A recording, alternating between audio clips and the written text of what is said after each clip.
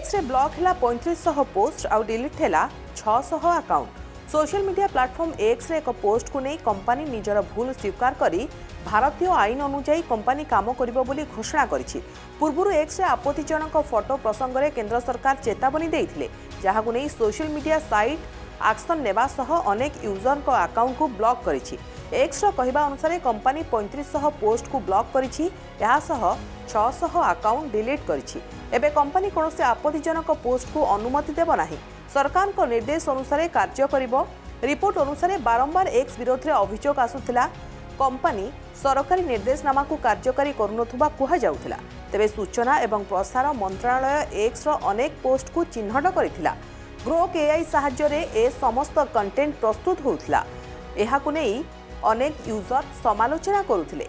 तेबे ग्रोक हेउछि एक एआई चैटबॉट, जहाकु Elon Musk company X AI प्रस्तुत करिथिला। एहाकु इंस्टॉल करा जाय यूजर माने टेक्स्ट कमांड किंबा वॉइस प्रॉम्प्टर सहाय्य रे निज काम करि पारुथिले।